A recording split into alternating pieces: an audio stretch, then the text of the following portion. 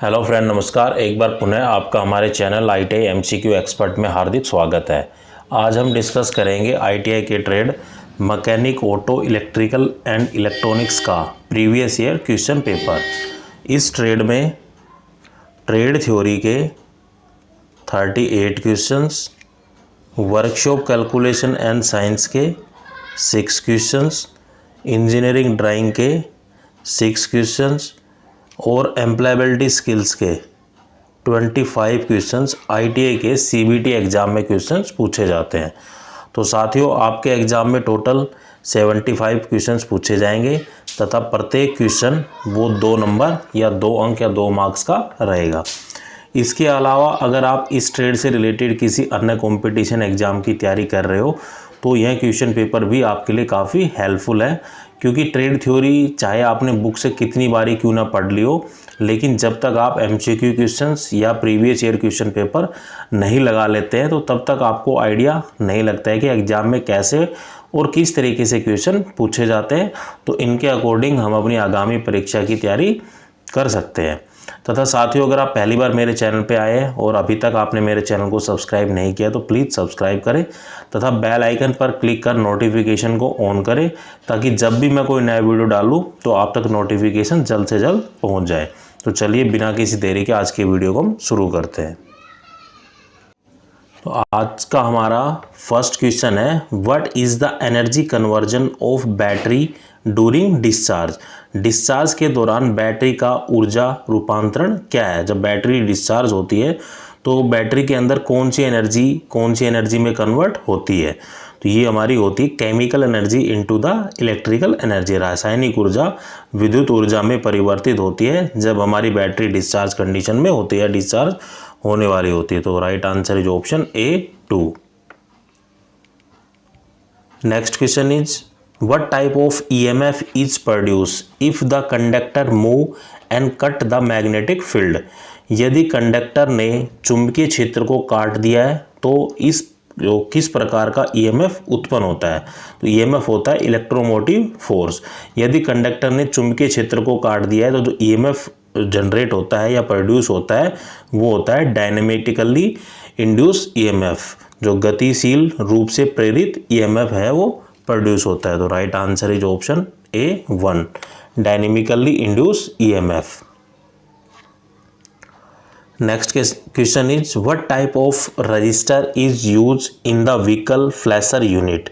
जो वाहन में एक फ्लैशर होता है तो वाहन फ्लैशर इकाई में किस प्रकार के अवरोधक का उपयोग किया जाता है। तो व्हीकल फ्लैशर यूनिट में जो हम रेजिस्टेंस यूज करते हैं वो होता है ब्लासेस्ट रजिस्टर। तो right answer is option A1, blast register या ब्लासेस्ट register. Next question is, what is the name of the electronic symbol. ये कोई इलेक्ट्रॉनिक सिंबल दिया हुआ है तो आपको ये पहचानना है कि इसका जो करेक्ट आंसर है वो क्या है। तो इलेक्ट्रॉनिक प्रतीक का जो नाम है जो दिखाया गया है चित्र या डायग्राम में वो एक डायोड का चित्र है। तो right answer is option A1। Next question is, which electronic component is use as a solid state switch. ठोस अवस्था स्विच के रूप में किस इलेक्ट्रॉनिक घटक का उपयोग किया जाता है। तो ये हम करते हैं ट्रांजिस्टर। तो transistor is a electronic component which is use as a solid state switch. तो right answer is option A4, transistor. Next question is, what is the name of the symbol. एक चित्र दिखाया गया है जिसमें एमीटर, बेस, कलेक्टर दिखाया गया। तो ये पूछा गया है कि ये किसका एक प्रतीक है या सिंबल है। तो ये होता है ट्रांजिस्टर का। तो right answer is option A2। साथियों, बाकी आप भी और ऑप्शन भी देखना। वीडियो को जब क्वेश्चन में पढ़ता हूँ तो आप भी वीडियो को पॉज करके खुद से पहले आंसर देने की कोशिश किया करो। मैं डायरेक्ट आंसर इसलिए बताता हूँ, बाकी और ऑप्शन इसलिए नहीं बताता क्योंकि उससे क्या है कि टाइम बहुत ज़्यादा कंज्यूम होगा। ये जो वीडियो जस्ट आपकी प्रैक्टिस के लिए, क्योंकि आप थ्योरी पढ़ चुके हो। Next question is, which is the temperature sensitive register. तापमान संवेदनशील अवरोधक कौन सा है। तो जो टेम्परेचर सेंसिटिव रजिस्टर होता है वो हमारा होता है थर्मिस्टर। तो right answer is option A3। Next question is which component is use to measure the engine coolant temperature. Engine में या इंजन के कूलेंट का तापमान को मापने के लिए किस घटक का उपयोग किया जाता है। तो इंजन में जो हम कूलेंट यूज़ करते हैं इंजन को ठंडा करने के लिए, तो जो इंजन के कूलेंट का जो टेम्परेचर मेजर किया जाता है वो किसके हेल्प से किया जाता है, वो किया जाता है थर्मिस्टर की हेल्प से। तो right answer is option A1। तो thermistor is mainly use to measure the engine coolant temperature. Next question is what is the name of the logic gate shown in the figure. तो एक logic gate दिया हुआ है। Logic gate में क्या होता है कि दो इनपुट होती है। अगर मैं नोट गेट की बात नहीं करता हूँ, एंड और ओर गेट की बात कर रहा हूँ, तो दो इनपुट क्या है कि एक आउटपुट में कन्वर्ट होती है। तो इस तरीके का जो सिंबल दिया गया है वो सिंबल किसका होता है, ये हमें मेमोराइज ही करने होते हैं कि कौन सा सिंबल है वो किसको इंडिकेट करता है। तो जैसा कि आप चित्र में देख पा रहे हैं, तो ये जो सिंबल है ये किसके लिए, एंड गेट के लिए। तो right answer is option A1। Next question is name the logic gate shown in the figure. जो आकृति में एक चित्र दिखाया गया है उसमें वही सेम है, इनपुट A है, इनपुट B है और उसमें कन्वर्ट किया गया आउटपुट C में। तो ये जो डायग्राम है ये किसका है, ये है OR गेट का। तो right answer is option A2। ये हमें बिल्कुल जो सिंबल है, सिंबल सारे मेमोराइज ही करने होते हैं। Next question is what is the name of the symbol. जो चित्र में जो प्रतीक दिखाया गया इसमें क्या है कि इनपुट A है और आउटपुट का जो नाम दे दिया, B भी दे सकते हैं, आउटपुट C भी दे सकते हैं। तो एक हमने इनपुट दी, एक हमने आउटपुट दी। तो ये जो किसका सिंबल है, ये हमारे नोट गेट का एक सिंबल है। तो right answer is option A3। इसमें बता देता हूँ आपको कि and gate, or gate, not gate में क्या होता है कि मान लो हमने जो हम डिजिटल फॉर्म में इनपुट देते हैं तो वो 0 और 1 की फॉर्म में जाती है। अगर मैंने इनपुट 0 दी तो आउटपुट मिलेगी 1, अगर मैंने इनपुट 1 दी तो आउटपुट मिलेगी 0। तो नोट गेट क्या करता है, मतलब एक तरीके से इनपुट को आउटपुट में रिवर्स कर देता है, उल्टा कर देता है। इसी तरीके से एंड गेट और ओर गेट में भी होता है, एक में प्लस होता है और एक में माइनस हो जाती है चीज़ें। उसमें दो इनपुट रहेगी, जैसे 0 + 1 तो हो जाएगा, जहाँ प्लस होगा तो 1 हो जाएगा, 1 + 0 होगा तो 1 हो जाएगा। एक बार 0 इनपुट जाएगी तो 0 हो जाएगा, एक बार 1 जाएगी तो इनपुट वो भी 1 रहेगा। तो इस तरीके से हम कैलकुलेशन करते हैं एंड और ओर गेट और नोट गेट की। Next question is which logic gate is also called as inverter. किस लॉजिक गेट को इन्वर्टर भी कहा जाता है। तो हम पहले ही बात कर चुके हैं कि जो इनपुट को आउट, जैसे हमने इनपुट 0 दी, आउटपुट क्या आई, 1 आई। इनपुट अगर 1 दी तो आउटपुट क्या आई, 0 आई, मतलब रिवर्स कर रहा है। तो वो क्या कहलाता है, हमारा नोट गेट। तो not gate is also called the inverter logic gate. तो right answer is option A3। Next question is in which material is a pure semiconductor. कौन सा घटक शुद्ध अर्धचालक है। तो जो सिलिकॉन क्रिस्टल होता है, वो जो मटेरियल होता है वो एक प्योर सेमीकंडक्टर मटेरियल होता है। तो right answer is option A2। या खाली सिलिकॉन भी बोल सकते हैं या सिलिकॉन क्रिस्टल भी बोल सकते हैं। तो ये क्या होता है कि प्योर सेमीकंडक्टर होता है। Next question is how many electrons are in the valence shell of the semiconductor. Semiconductor की जो वैलेंस सेल होती है उसमें कितने इलेक्ट्रॉन है वो प्रेजेंट होते हैं। तो उसमें जो वैलेंस सेल होती है सेमीकंडक्टर की, उसमें जो नंबर ऑफ इलेक्ट्रॉन प्रेजेंट होते हैं वो हमारे होते हैं नंबर ऑफ इलेक्ट्रॉन 4। तो right answer is option A2। Next question is what is the charge on the proton. Proton के ऊपर चार्ज क्या होता है। तो एक प्रोटॉन का जो आवेश होता है वो क्या होता है, पॉजिटिव और सकारात्मक होता है। तो correct answer is option A1। तो इसी तरह से आपने सुना होगा कि इलेक्ट्रॉन, प्रोटॉन, न्यूट्रॉन होते हैं। तो प्रोटॉन का हो गया पॉजिटिव चार्ज, इलेक्ट्रॉन का क्या होता है, नेगेटिव चार्ज होता है। तो इलेक्ट्रॉन, प्रोटॉन और न्यूट्रॉन, न्यूट्रॉन पे क्या होता है, न्यूट्रल होते हैं वो। तो ये हो गया प्रोटॉन का, ये हो गया इलेक्ट्रॉन का, electron, proton, neutron. Next question is how the centre part of the atom known. एक परमाणु के केंद्र भाग को कैसे जाना जाता है, किस नाम से जाना जाता है। तो जो एटम का जो सेंटर पार्ट होता है उसको हम बोलते हैं न्यूक्लियस। तो right answer is option A2। जैसे कि आपने देखा होगा, मान लो हमने एटम बनाया तो यहाँ क्या होता है कि इलेक्ट्रॉन और प्रोटॉन होते हैं, तो जो आउटर सेल में क्या होते हैं, इलेक्ट्रॉन होते हैं, यहाँ होते हैं प्रोटॉन और न्यूट्रॉन। प्रोटॉन पे पॉजिटिव चार्ज होता है, न्यूट्रॉन न्यूट्रल होता है, इलेक्ट्रॉन पे नेगेटिव चार्ज होता है। इलेक्ट्रॉन क्या है कि न्यूक्लियस के अराउंड घूमता रहता है या नाभिक के अंदर घूमता रहता है। तो right option is A2। Next question is which of the flowing has both the conductor and insulator. निम्न में से किसमें चालक और कुचालक दोनों के गुण पाए जाते हैं। तो जो सेमीकंडक्टर होता है has the both conductor as well as insulator, वो कंडक्टर भी हो सकता है और इंसुलेटर भी हो सकता है। तो right answer is option A3।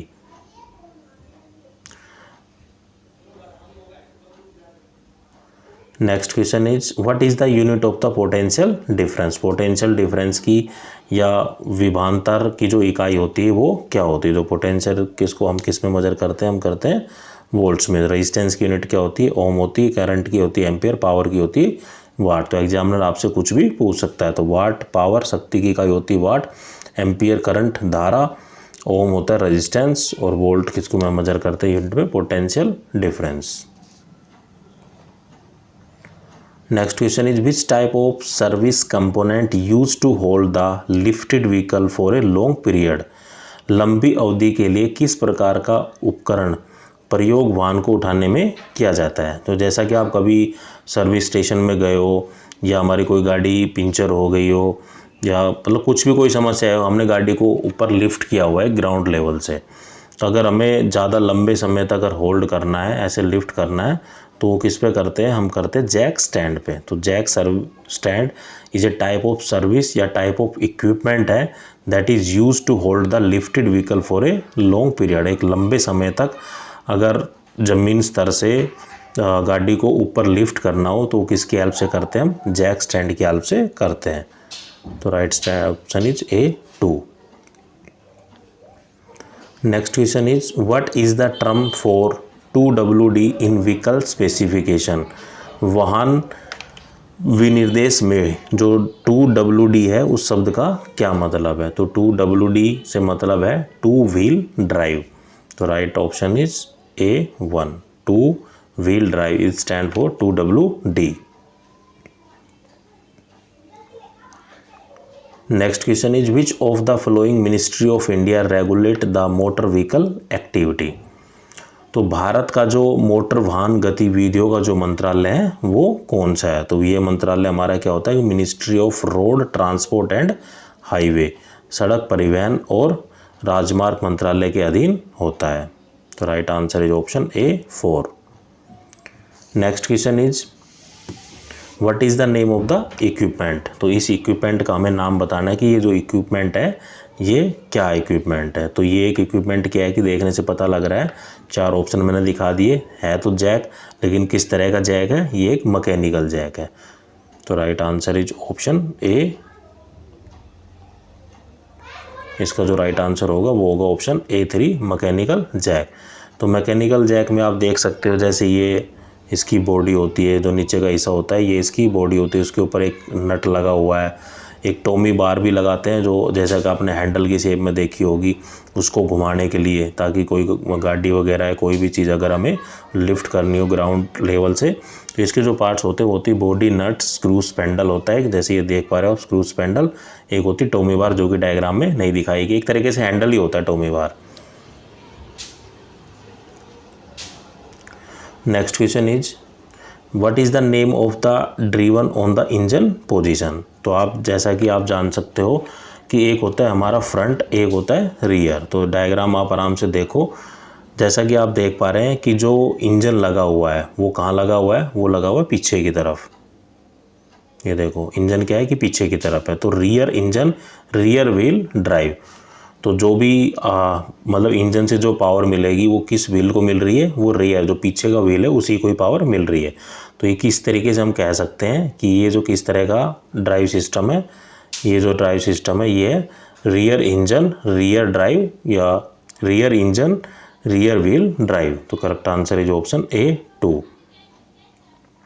Next question is name the drive on the engine position. Engine की स्थिति का ड्राइव का नाम बताइए।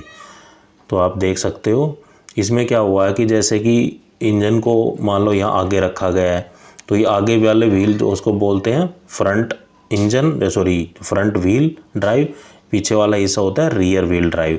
तो इंजन जो लगा हुआ है वो आगे के हिस्से में लगा हुआ है, तो इंजन जब ऑपरेट करेगा तो इन टायरों को करेगा, और इस रोड को भी कनेक्ट किया गया है तो इन टायरों को भी कनेक्ट करेगा। तो इसमें जो ऑप्शन मैं आपको दिखा देता हूँ, इस तरीके से हम क्या कहेंगे कि क्या है कि फ्रंट इंजन 4 व्हील ड्राइव है। तो right answer is option A3। तो इंजन लगाया गया है फ्रंट में और 4 व्हील ड्राइव सिस्टम है, मतलब चारों व्हील काम कर रहे हैं किसके द्वारा, इंजन के द्वारा। जैसे आपने 4 व्हील लिफ्ट देखी होगी किसी इंडस्ट्री में, तो उसके मतलब 4 व्हील ड्राइव सिस्टम इसलिए यूज़ किया जाता है कि उनको मतलब कम स्पेस में घुमाया जा सकता है। जो हमारी जो गाड़ियाँ होती नॉर्मली उनको रोटेट करने के लिए, टर्न लेने के लिए थोड़ा ज़्यादा स्पेस की आवश्यकता होती है, लेकिन जो 4 व्हील ड्राइव सिस्टम होता है उसमें क्या होता है कि हम कम स्पेस के अंदर ही गाड़ी को रोटेट कर पाते हैं। तो ये जो डायग्राम में दिखाया गया ये है front engine 4 wheel drive.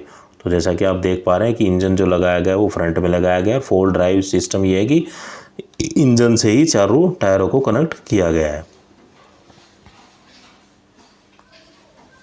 Next question is what is the name of the part marked as X. X के रूप में जो चिन्हित भाग है वो क्या है। तो जो एक्स क्या है कि हमारा ये एक पोर्ट है, और कौन सा पोर्ट है, इनटेक पोर्ट है। तो right answer is option A1। Right answer is option A1। तो अगर आपको पहचान करनी है कि ये 2 स्ट्रोक है या 4 स्ट्रोक है, तो इनकी पहचान कैसे की जाती है।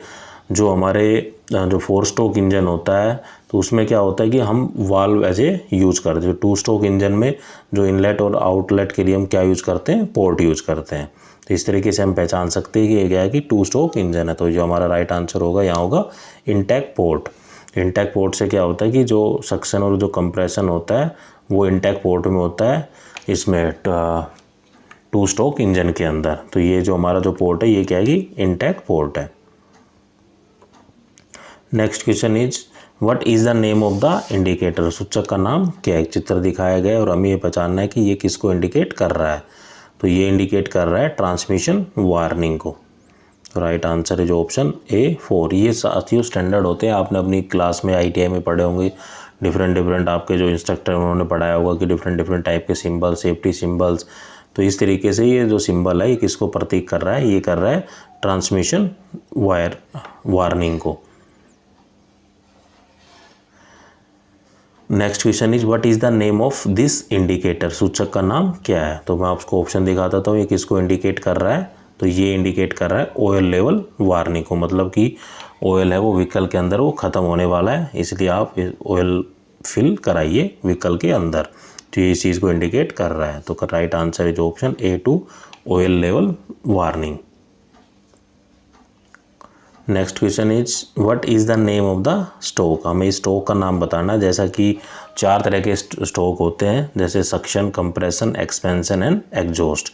तो आप जैसा कि देख पा रहे हैं कि ऊपर की तरफ जा रही है और आग भी जली हुई, इसका मतलब क्या है कि ये एक्सपेंशन स्ट्रोक हो रहा है यहाँ। तो सक्शन, कंप्रेशन, एक्सपेंशन स्ट्रोक हो रहा है। तो एक्सपेंशन स्ट्रोक को हम पावर स्ट्रोक भी कहते हैं। तो सक्शन, कंप्रेशन, एक्सपेंशन, एग्जॉस्ट ये एक प्रोसेस होती है किसी भी 2 स्ट्रोक या 4 स्ट्रोक इंजन में। और एक्सपेंशन स्ट्रोक को हम क्या बोलते हैं, पावर स्ट्रोक। इसी के अंदर हमें पावर मिलती है, इसलिए इसको हम पावर स्ट्रोक कहते हैं। Next question is what is the volume of the space above the piston at the TDC। TDC पर पिस्टन के ऊपर के स्थान का आयतन क्या कहलाता है। तो TDC होता है टॉप डेड सेंटर। तो जो पिस्टन TDC पर पिस्टन के जो ऊपर का जो स्थान होता है या स्पेस होता है उसको हम क्या कहते हैं, clearance volume. Right answer is option A2। मैं आपको एक डायग्राम के माध्यम से समझाता हूँ कि स्वेप्ट वॉल्यूम, क्लियरेंस वॉल्यूम या टोटल वॉल्यूम क्या होता है। सपोज करो कि एक इंजन का सिलेंडर है, ये हमारा टॉप डेड सेंटर है, जैसे पिस्टन की दिखाई गई तो पिस्टन मोमेंट है। ये हमारा बॉटम डेड सेंटर है। तो यहाँ हमारे वाल्व लगे होते हैं, एक इनलेट वाल्व, एक आउटलेट वाल्व, ये होता है स्पार्क प्लग या कार्बोरेटर। तो होता क्या है कि ये अगर जो पिस्टन टॉप डेड सेंटर पे पोजीशन है, मतलब पिस्टन की पोजीशन अगर यहाँ है, तो ये जो स्पेस होता है, मैं आपको डॉट से दिखा रहा हूँ, तो इसको हम क्या बोलते हैं, clearance volume. C for clearance, V for volume. जब टॉप डेड सेंटर से होता हुआ जब बॉटम डेड सेंटर पे मान लो यहाँ पिस्टन यहाँ चला गया, ये पिस्टन यहाँ आ गया और यहाँ से जो क्रैंकशाफ्ट कनेक्ट होती है वो नीचे रोटेट कर जाएगी। तो जब ये जो डिस्टेंस इसने कवर की है तो ये वॉल्यूम कहलाता है swept volume. S for swept, V for volume. तो हमसे ये क्वेश्चन में पूछा गया था कि जो volume of the space above the piston at the TDC, जब पिस्टन TDC के ऊपर है और तो उसके ऊपर जो वॉल्यूम है, जो स्पेस है, वो क्या कहलाता है, तो वो क्या कहलाता है, क्लियरेंस वॉल्यूम। जब piston TDC top dead centre से बॉटम डेड सेंटर पर जाता है तो उन दोनों के बीच में जो स्पेस रहता है वो क्या कहलाता है, स्वेप्ट वॉल्यूम। और टोटल वॉल्यूम क्या होता है, जब हम टोटल वॉल्यूम निकालते हैं तो क्या होता है, clearance volume plus swept volume. तो ये होता है टोटल वॉल्यूम का फार्मूला। तो यहाँ जो हमारा राइट आंसर होगा वो होगा क्लियरेंस वॉल्यूम। तो एग्जामिनर आपसे किसी भी तरीके से क्वेश्चन पूछ सकता है, आपसे ये भी पूछ सकता है क्लियरेंस वॉल्यूम क्या होता है, स्वेप्ट वॉल्यूम क्या होता है, कि टोटल वॉल्यूम क्या होता है, या इनकी इंडिकेशन भी पूछ सकता है कि क्लियरेंस वॉल्यूम को कैसे डिनोट किया जाता है, स्वेप्ट वॉल्यूम को कैसे और टोटल वॉल्यूम को कैसे। और हो सकता है आपको दो स्वेप्ट वॉल्यूम या क्लियरेंस वॉल्यूम दे दे, टोटल वॉल्यूम की कैलकुलेशन पूछ ले, न्यूमेरिक फॉर्म में भी आपसे एग्जामिनर क्वेश्चन पूछ सकता है। Next question is what is the name of the indicator, जो सूचक का नाम है वो क्या है। तो आप डायग्राम में देख सकते हो कि क्या लिखा हुआ है, ECO मतलब इको। तो ये क्या होते हैं, इकोनॉमी मोड या दक्षता मोड। आपने गाड़ियों के अंदर भी देखा होगा कि जो हमारा जो स्पीडोमीटर या ओडोमीटर लगा होता है उसके अंदर इकोनॉमी की एक रेंज होती है। अगर उसमें हम बाइक या गाड़ी को चलाते हैं तो हमारी जो एफिशिएंसी आती है वो इम्प्रूव होती है और गाड़ी की जो एवरेज है वो बढ़ती है। तो ये क्या कहलाती है, हमारी इकोनॉमी मोड। तो right answer is option A3। Next question is how can identify A 4 stroke engine. आप कैसे पहचानोगे कि कोई इंजन है वो 4 स्ट्रोक है। तो मैंने आपको पहले ही बताया था कि 2 स्ट्रोक इंजन और 4 स्ट्रोक इंजन में क्या पहचान है। जो 4 स्ट्रोक इंजन होगा उसमें जो क्या होते हैं, वाल्व एज ए यूज होता है। जो 2 स्ट्रोक इंजन होगा उसमें क्या यूज होती है, पोर्ट यूज होते हैं, जैसे इनलेट वाल्व्स, आउटलेट वाल्व्स, इसी तरीके से इनलेट पोर्ट, आउटलेट पोर्ट। तो 2 स्ट्रोक इंजन को हम कैसे आइडेंटिफाई करेंगे, वाल्व से हम पहचान जाएंगे कि जो अगर वाल्व यूज हो रहा है तो इसका मतलब 4 स्ट्रोक इंजन है। अगर पोर्ट्स यूज हो रहा है, चाहे इनलेट पोर्ट, आउटलेट पोर्ट, तो इसका मतलब क्या है कि वो 2 स्ट्रोक इंजन है।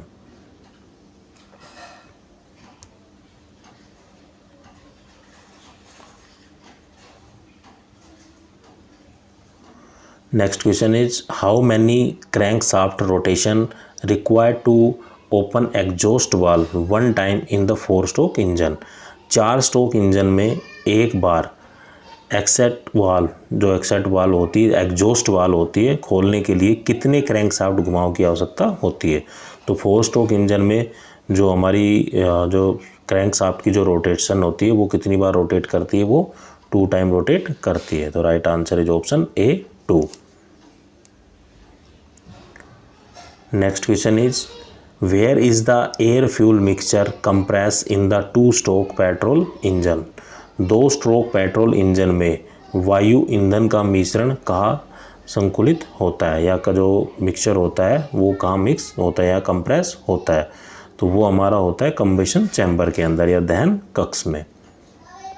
तो right answer is option A4। तो जो एयर फ्यूल मिक्सिंग होती है जब कंप्रेस होता है 2 स्ट्रोक पेट्रोल इंजन में, वो कहाँ होता है, कंबशन चैम्बर के अंदर होता है।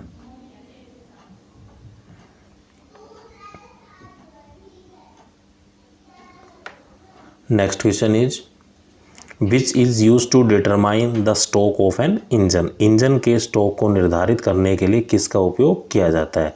तो इंजन के स्ट्रोक को अगर निर्धारित करना है या डिटरमाइन करना है तो हम यूज करते हैं थ्रो। तो right answer is option A2। Next question is which is the starting system use in heavy vehicle.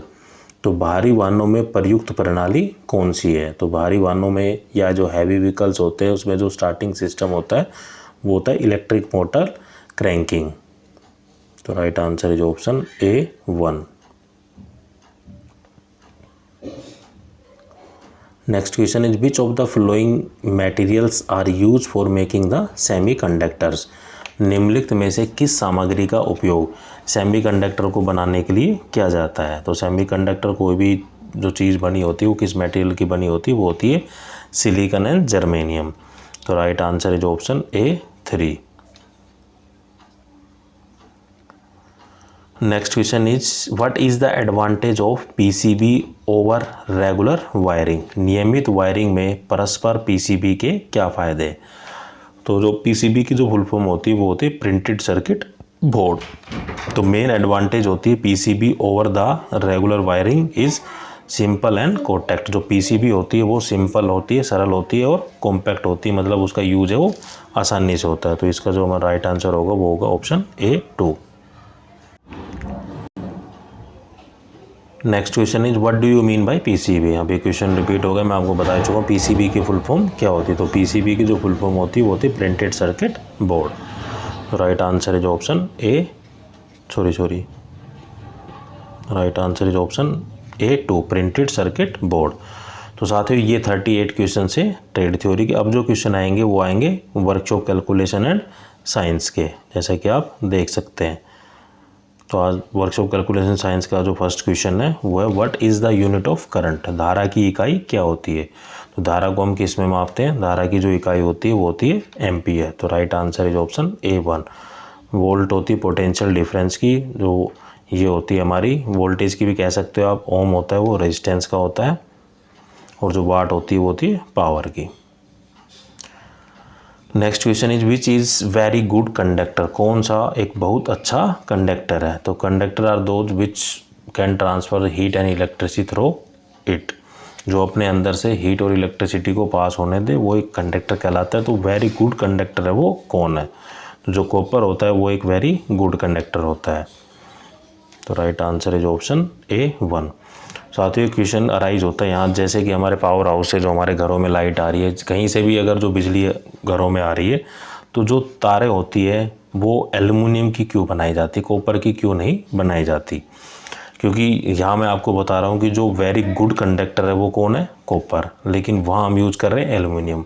वो साथियों इसलिए यूज़ की जाती है क्योंकि वो एक तो एल्युमिनियम है कि बहुत सस्ता अवेलेबल होता है, ज़्यादा महंगा नहीं होता, और लाइट इन वेट होता है, बहुत ही हल्का होता है। इसलिए हम किसका यूज़ करते हैं, एल्युमिनियम का यूज़ करते हैं in the transmission of the light.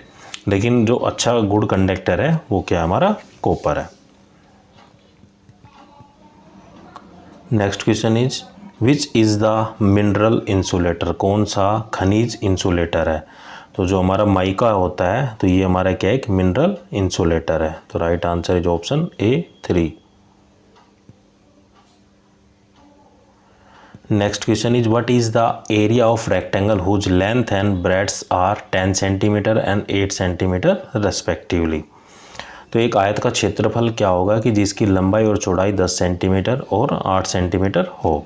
तो जैसा कि हम जानते हैं कि एक जो कोई भी हमें रेक्टेंगुलर का अगर एरिया निकालना है तो उसकी मान लो लेंथ ए है, ब्रेड्थ बी है, तो उसका जो एरिया निकलता है तो वो क्या निकलता है, लेंथ इंटू में ब्रेड। तो यहाँ में लेंथ कितनी दी गई है 10 और ब्रेड कितनी दी गई है 8 सेंटीमीटर। तो कितना आ जाएगा 80 सेंटीमीटर स्क्वायर। तो right answer is option A 2। Next question is what is the perimeter of scalene triangle having the sides are 40 mm, 20 mm, 28 mm। एक विषम भुज त्रिकोण का या त्रिभुज का जो परिणाम है वो क्या हो गया, परिमाप क्या होगा अगर उसकी भुजाओं का माप 40 मिलीमीटर, 40 मिलीमीटर, 20 मिलीमीटर और 28 मिलीमीटर है। तो किसी भी अगर शेप का मान लो ये ट्रायंगल है, ट्रायंगल वो जो स्केलन ट्रायंगल है वो ऐसी ट्रायंगल होती है जिसकी कोई भी साइड आपस में बराबर ना हो। तो मान लो एक साइड है उसकी 20 mm, दूसरी साइड है 40 mm, 20 mm और 28 mm। तो जब भी हमें पेरीमीटर निकालना हो, पेरीमीटर को हम एस से भी डिनोट कर सकते हैं, पी से भी डिनोट करते हैं। तो वो निकालने का जो सूत्र होता है वो होता है सारी साइडों का सम। तो यहाँ कितनी साइड है 3, 28, 20 और 40। जब हम इनको ऐड करेंगे तो जो हमारा राइट आंसर आएगा वो 40 और 20 60, 70 80 और 88। तो ये जो हमारा राइट आंसर होगा वो होगा ऑप्शन ए 3। किसी भी अगर शेप का हमें शेप पता होना चाहिए कि वो शेप में साइड्स कितनी होती है, तो उन सब का हमें सम करना होता है। तो किसी भी ट्रायंगल का अगर हमें एरिया पेरीमीटर निकाला तो हमें सभी साइडों का जोड़ कर देना है। Next question is which is the example of the first order liver. एक फर्स्ट ऑर्डर लीवर का एक उदाहरण क्या है? तो फर्स्ट ऑर्डर एक पेयर ऑफ सीजर्स होती है जो कांची होती है हमारी, वो एक क्या है कि फर्स्ट ऑर्डर लीवर है। तो right answer is option A2। तो साथियों ये थे वर्कशॉप कैलकुलेशन साइंस के क्वेश्चन। अब जो क्वेश्चन आएंगे वो आएंगे इंजीनियरिंग ड्राइंग के। तो इंजीनियरिंग ड्राइंग का फर्स्ट क्वेश्चन है identify the name of the prism. चित्र में दिखाए गए प्रिज्म का नाम क्या है? तो प्रिज्म तो है ये, लेकिन किस तरह की प्रिज्म है वो हम साइड से बताएंगे। तो नंबर ऑफ साइड इसमें कितनी 1 2 3 4 5 6। तो 6 को हम क्या बोलते हैं? हेक्सागोनल। तो ये क्या होगी? हेक्सागोनल प्रिज्म होगी। तो right answer is option A4। Next question is identify the name of the tool. इस टूल का हमें नाम बताना है कि ये टूल क्या है। तो ज़्यादातर उपकरण ड्राइंग के वही है जो आप अपनी लैब में देख चुके हैं। तो ये क्या है कि हमारी ट्राई स्क्वायर है। तो right answer is option A1। Next question is identify the name of the tool. हमें टूल का नाम पहचानना है कि जो हैमर है वो किस तरह का हैमर है। तो ये जो हैमर है ये हमारा है बॉल पिन हैमर। तो right answer is option A1। Next question is identify the name of the tool. जो उपकरण का नाम पहचानना है, चित्र दिया गया है उस चित्र में किस तरह का ये कटिंग प्लायर है। तो ये इसका जो राइट आंसर है वो है हमारा ऑप्शन C, कटिंग प्लायर, काटने वाला सरोता।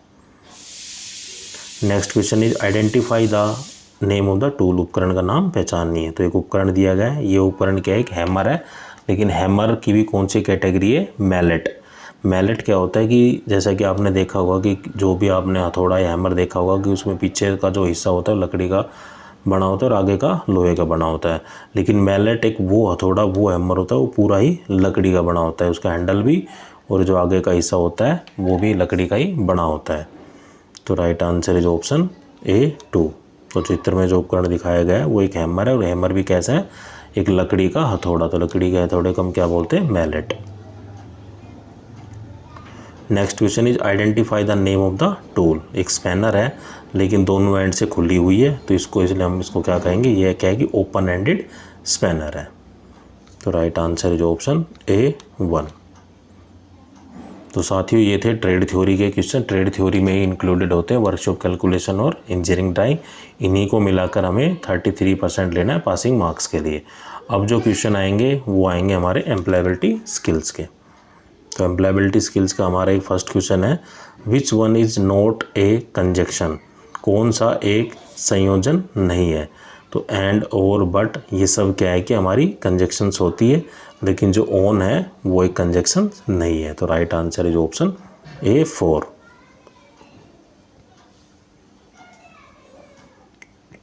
Next question is which one is not a benefit of the role playing. भूमिका निभाने का कौन सा लाभ नहीं है? भूमिका निभाना ये होता है कि मान लो कोई मीटिंग चल रही है और मीटिंग में हम बिल्कुल चुपचाप बैठे हैं, कुछ बोल ही नहीं रहे, कि हमारा कुछ रोल ही नहीं है उस चीज़ के अंदर। तो ये कह रहा है कि which one is not a benefit of the role playing. इसका मतलब हम क्या है कि बोरियत महसूस कर रहे हैं। इसलिए जो हमारा आप ऑप्शनों को देख सकते हैं, तो जो हमारा राइट आंसर होगा वो होगा option A4, develops the boredom. तो बोरियम पैदा करना। एम्प्लॉयबिलिटी के ऐसे क्वेश्चन होते हैं, आपको आराम से पढ़ोगे तो आंसर आसानी से दे पाओगे। क्वेश्चन में ही मतलब आंसर समझ सकते हो कि किस तरीके से ये साइकोलॉजिकल क्वेश्चंस होते हैं। Next question is which one is not an vowel. तो दिए गए ऑप्शनों में से कौन सा एक वाउल नहीं है या कौन सा एक स्वर नहीं है? तो आप जानते हैं कि वाउल क्या होता है कि A, E, I, O और U, लेकिन जो F है वो एक वाउल नहीं है। तो इसलिए जो हमारा करेक्ट आंसर होगा वो होगा ऑप्शन A3। इसमें ये पूछा कि कौन सा वाउल है वो नहीं है। Next question is which one of the following is a good office etiquettes. निम्नलिखित में से कौन सा एक अच्छा कार्यालय शिष्टाचार है? तो कार्यालय शिष्टाचार क्या होता है कि ऑफिस एडिकेट्स क्या है कि सबसे पहले हमें अवॉइड करनी चाहिए, चाहे हम इंडस्ट्री में काम कर रहे हो, चाहे ITI में कर रहे हो, या कहीं भी किसी भी फर्म में, किसी एजेंसी में कहीं भी काम कर रहे हो। तो हमें हमेशा फॉर्मल ड्रेस पहननी चाहिए।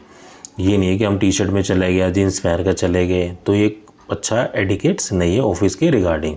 तो एक अच्छा एजुकेट्स क्या है कि हमें डिसिप्लिन में रहना है, हमेशा फॉर्मल ड्रेस में, पोशाक में रहना है।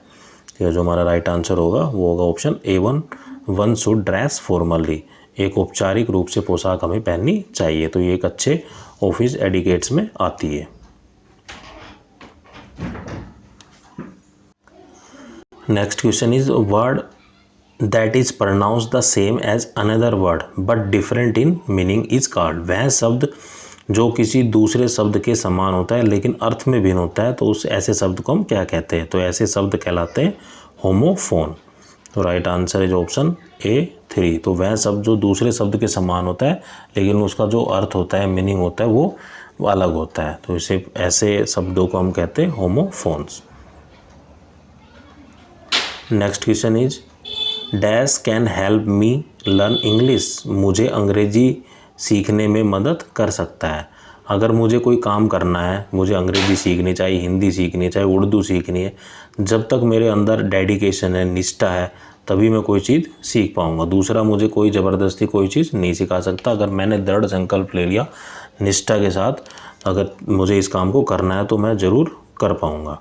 तो ये क्या कहलाता है? डेडिकेशन या निष्ठा। तो dedication can help me learn English.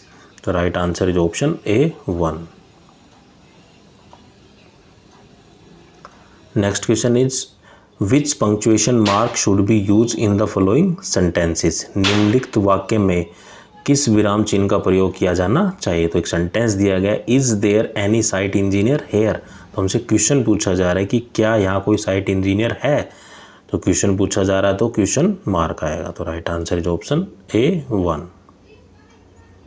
Next question is what is the capital letter use. बड़े अक्षरों का प्रयोग हम कब करते हैं? जब भी हमें कोई किसी व्यक्ति या किसी पर्सन का अगर हमें नाम लिखना हो, रिवर के नाम लिखने हो, प्लेस के नाम लिखने हो, तो कोई भी हम सेंटेंस जब शुरू में करते हैं तो सबसे पहला अक्षर बड़ा लिखा जाता है। तो यहाँ पर जो करेक्ट आंसर होगा वो होगा ऑल द अबव। तो कैपिटल लेटर हम कहाँ यूज करते हैं? बड़े अक्षरों का किसी भी वाक्य के शुरुआत में व्यक्ति का नाम लिखना हो, प्लेस का नाम लिखना हो, रिवर का नाम लिखना हो, कैपिटल नाम लिखना हो, तो वो सब क्या है कि कैपिटल लेटर में लिखे जाते हैं।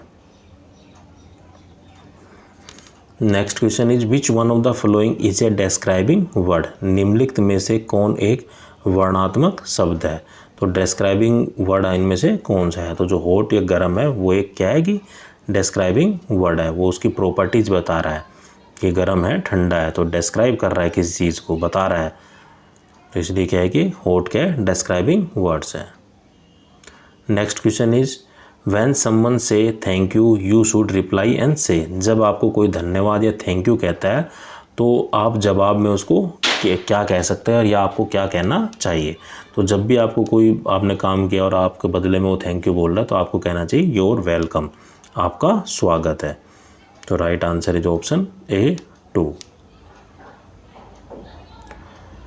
Next question is choose the odd word. जो विषम शब्द को हमें चुनना है, जैसे प्लीज, सॉरी, थैंक्स, ये सब क्या है कि एक कैटेगरी के हैं, लेकिन इन चारों में जो ऑप्शन है वो पेपर है वो अलग कैटेगरी का। तो right answer is option A3। ये ऑप्शन के अकॉर्डिंग भी हो सकता है, कोई भी चीज़ जो मतलब चार ऑप्शनों में से तीन एक जैसे और एक चौथा अलग है, तो वो हमें पहचानना है। तो जैसे प्लीज, सॉरी और पेपर है वो एक ही कैटेगरी के, जो पेपर है वो अलग कैटेगरी है। तो right answer is option A3। Next question is I am a welder I work with. मैं एक वेल्डर हूँ तो मैं किसके साथ काम करता हूँ? तो मैं एक वेल्डर हूँ तो मैं किसके साथ काम करूँगा? वेल्डिंग इक्विपमेंट या टूल्स के साथ काम करूँगा। तो I am a welder I work with welding tools. तो right answer is option A3। Next question is today weather is going to be. आज का मौसम डैश होने जा रहा है। तो आज का मौसम क्या है कि गर्म होने जा रहा है। ये ऑप्शन पे डिपेंड करता है, अगर हॉट होता तो हॉट भी आ जाता, कोल्ड हो जाता तो कोल्ड भी आ जाता। तो today weather is going to be warm. तो right answer is option A2। Next question is the word when denote. जो शब्द जब है वो किसको दर्शाता है? तो जो वर्ड व्हेन है वो दिखाता है समय को। वो क्या कहता है कि when I go to the office, जब तुम ऑफिस जाओगे, when you go to the park, तुम पार्क कब जाओगे। ये किसको दर्शा रहा है, वो एक टाइम को दर्शा रहा है या समय को इंडिकेट कर रहा है। तो when is related to the time. तो right answer is option A 4।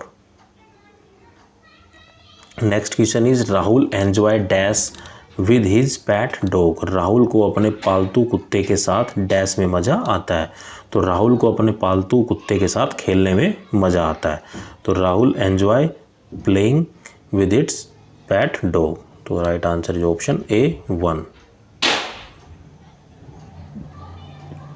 Next question is having a clear idea of our personality including the strength, weakness, thought, beliefs, motivation, value etcetera is called.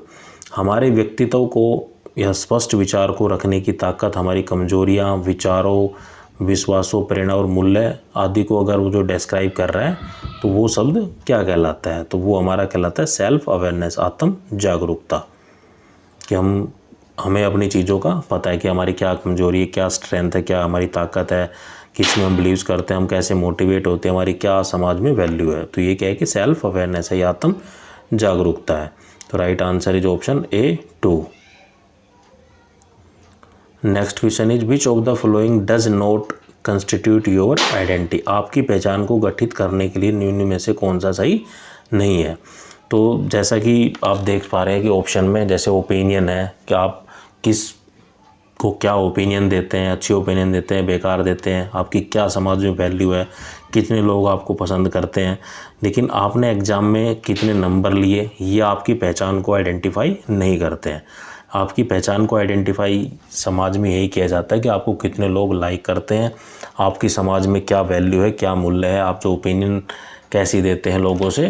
तो ये चीज़ें आपकी पहचान को बताती है, आपके करैक्टर को इंडिकेट करती है। लेकिन आपने एग्ज़ाम में क्या स्कोर किया वो आपकी पहचान या आइडेंटिफिकेशन को मार्क नहीं होता है। तो ये आप नहीं बताता है। Right option is A 4।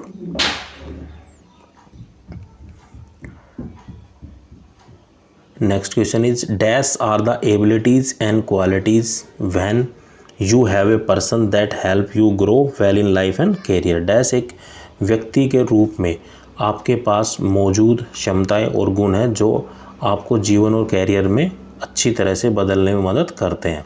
तो जो भी हमारी कोई स्ट्रेंथ है या जो हमारी जो personal strength are the abilities and qualities have a person that help you grow in the life and the career.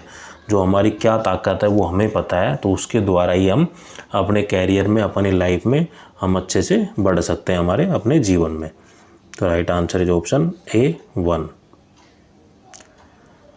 Next question is dash are the qualities that are considered negative and need to be work on.